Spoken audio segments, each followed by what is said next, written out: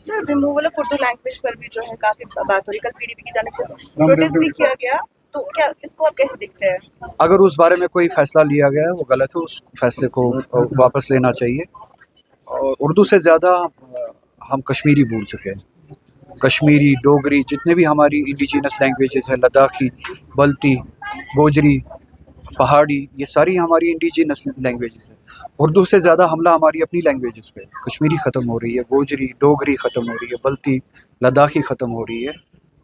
यहाँ के जितने भी रीजनल पार्टीज़ हैं, हम सभी जो यहाँ पे हमारा स्टेक है, इंडिविजुअल्स है, हमें अपनी अपनी इंडिजिनस लैंग्वेज पे ज़्यादा फोकस करना चाहिए। हाँ, सरकारी हवाले से अगर उर्दू के हवाले से कोई फ़ैसला लिया गया है उसमें क्लैरिटी आनी चाहिए गवर्नमेंट की तरफ से।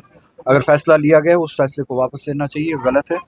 ये हमारे न सिर्फ कल्चर के ख़िलाफ़ है, उर्दू एक अहम हिस्सा है हमारे कल्चर का, मजमूई कल्चर का। मैं कश्मीर की बात नहीं कर रहा हूँ, हिंदुस्तान के मजमूई कल्चर का एक अहम हिस्सा है। उसके साथ साथ हमारी सरकारी लैंग्वेज जो है वो उर्दू रही है, रेवेन्यू के हवाले से बहुत इम्पॉर्टेंट लैंग्वेज है। ऑप्शनल बनाया जाए उसमें कोई शक नहीं है कि हिंदी को भी ऑप्शनल बनाया जाए रेवेन्यू लैंग्वेज के हवाले से, मगर उर्दू जो है वो दहाइयों से, मैं तो ये कहूँगा कि अब ये भी कह सकते हैं कि सदियों से अब हमारी सरकारी लैंग्वेज रही है रेवेन्यू के हवाले से और बहुत सारे डिपार्टमेंट्स के हवाले से। सर, शोपियान के सबसे बड़े जो दरगाह है उसे बंद कर दिया गया है, सिराजुल उलूम को, उस पर आप क्या नज़र? मैंने कल ही उस बारे में स्टेटमेंट दिया है। ये कंटिन्यूएशन है जो हमारा इंटेलेक्चुअल हम पे जो इन्वेजन हो रहा है ना, वो कल्चरल जिसकी मैंने बात की थी, जो हम पे शराब थोपा जा रहा है, हालांकि उसको दूसरे रंग में फिर ट्विस्ट करने की कोशिश की गई। हम पे शराब थोपा जा रहा है, हम पे ड्रग्स थोपा जा रहा है, इंटेलेक्चुअली हमें जो है इनकैपेबल करने की कोशिश की जा रही है। आपने देखा होगा किताबों पे बैन लगी पिछले साल, अब दसगाहों पे स्कूल्स पे बैन लग रही है, और वो सब कुछ PSA, UAPA इन सब के आड़ में।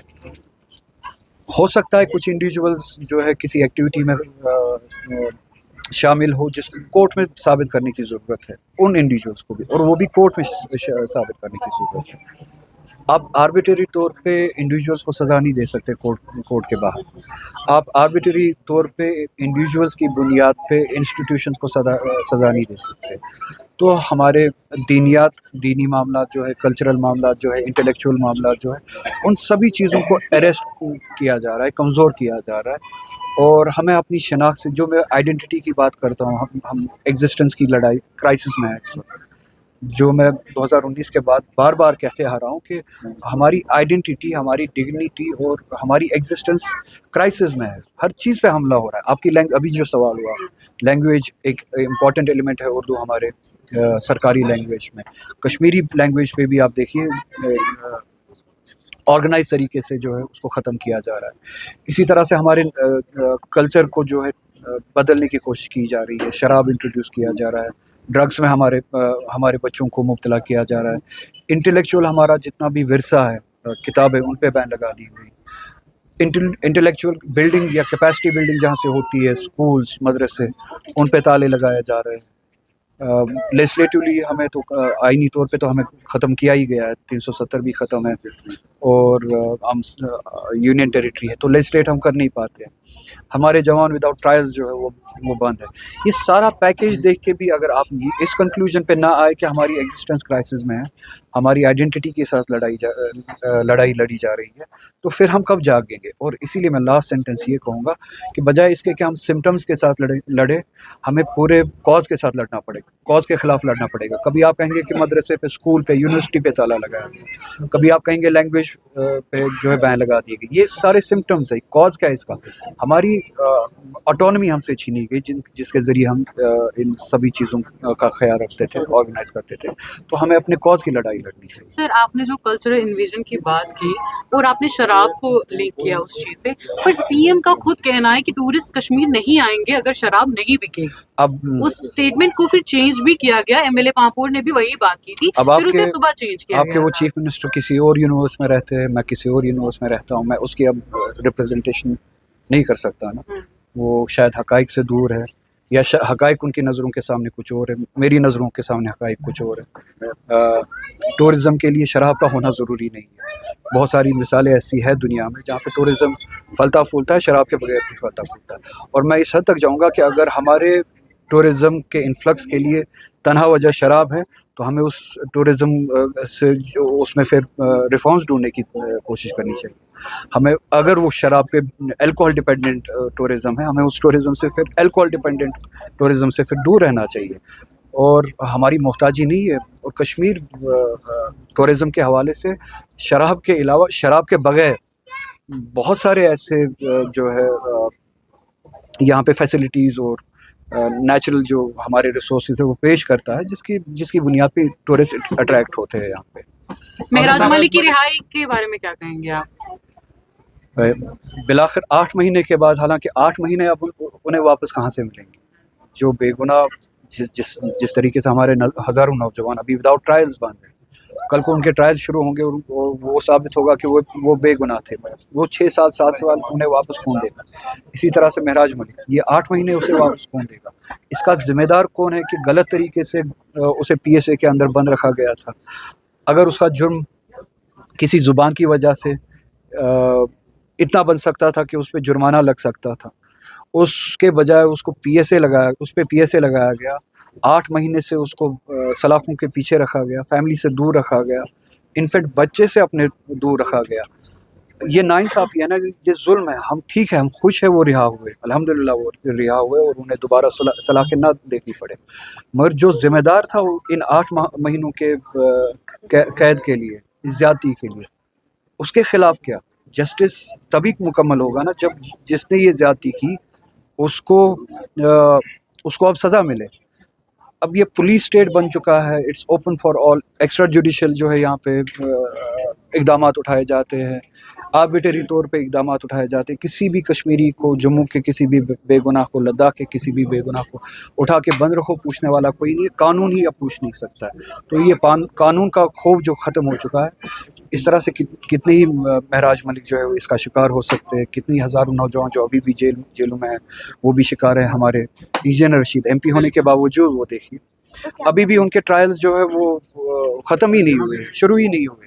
तो वो विदाउट ट्रायल, जुर्म के बगैर अभी जुर्म उनका कोई साबित ही नहीं हुआ है, वो कन्विक्ट ही नहीं है और सालों से वो जेल में है. लोगों ने उन्हें मैंडेट दिया, पार्लियामेंट मेंबर बनाया, अपना रिप्रेजेंटेटिव बनाया, मगर अभी भी जो है इंसाफ उनके साथ नहीं हो रहा है. जुडिशरी उनके साथ सही काम नहीं कर रही है, कानून उनके साथ सही काम नहीं कर रहा है.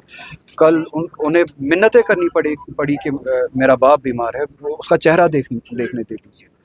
तो कहीं जाके उसको ये इजाज़त दी गई कि वो अपने वालिद साहब की तीमारदारी करे, और वो भी शराइत के साथ साथ. तो ये सारी ज़्यादतियाँ, ये एक्स्ट्रा जुडिशल या आर्बिट्ररी जो इक़दामात उठाए जा रहे हैं, इसका ज़िम्मेदार कौन है और इसको कैसे रोका जाएगा, और जिनकी वजह से ये सब हो रहा है उनको सज़ा कब मिलेगी. सर मुझे एक और सवाल जानना था कि सोपोर मामले में 6 PSAs जो है लगाए गए हैं, आप उस पर कैसे नजर?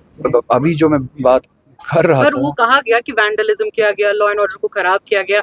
आपको लगता है कि क्या उतना एक्सट्रीम स्टेप लिया गया था कि PSA को इन्वोक किया जाए? मतलब महराज मलिक ने कौन, मैं जवाब दे रहा हूँ आप ही की बात का. महराज मलिक ने कौन सा वैंडलिज्म किया था, उन पे PSA लगाया गया कि नहीं लगाया गया?